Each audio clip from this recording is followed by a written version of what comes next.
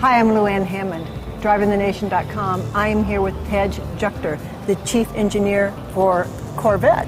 Tell me a little bit about what you did inside of that car to make it just so beautiful to drive. So everything starting with the interior, the way the seats hug you, the size of the steering wheel, the stiffness of the padding on the side of the tunnel, how you can brace yourself against it.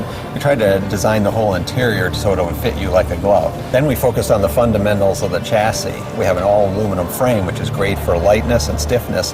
What's the breakdown between the people that will buy manual and the people that will buy automatic? Historically, it's been between a third and 40% will buy the manual transmission. The manual transmission is maybe more new this time because we have a 7-speed for the first time, active rev matching, which gives you a whole new way of driving. On the V8, when you put it into eco mode, is that going into like a 4-cylinder displacement then?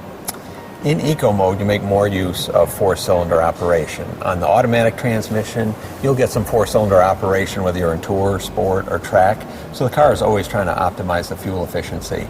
But in eco mode, it really tries to maximize the use of 4-cylinder mode. It's really creative of you to be able to make us feel like we're in that analog push button and still be able to have all the digital behind those buttons. Yeah, we do have tremendous electronic capability in the car, but right from the beginning we said we want the car to be simple to operate, so you can jump in, do the basic functions as you would normally expect them to do. Now, once you get comfortable with the car and you want to start mixing and matching and customizing the car to your taste, you can go in through a menu structure and do that. I like the new door opener. Who thought of that? It's really nice because it takes all the rods that are normal actuator rods out of the door, so no rattles there. So it's light, and then it lets us do a lot of really clever things with passive key fob. You know, there's one little thing that I watched in the odometer as it changed. It was like a little pirouette. Yeah, so that's an example of just a little tweak, something a little bit special. We could have just have it blank out and have the new number come on.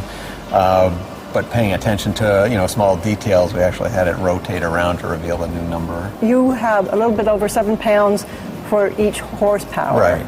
And I look at that and I say, okay, would a Porsche person really think of that when they're buying a car? Maybe not.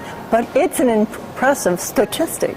Especially for the standard car. We've never produced a standard car that had anywhere near that power to weight ratio. And you can feel it. I mean, you were out driving the car. Right. And maybe even more important, which we didn't even show, would be a torque to pound ratio. So the amount of torque you have on tap, up to 465 foot-pounds of torque in a very light car, and having that torque available at a very low engine RPM makes the car feel really responsive. Thank you very much, Tadge. Oh, you're welcome. All right.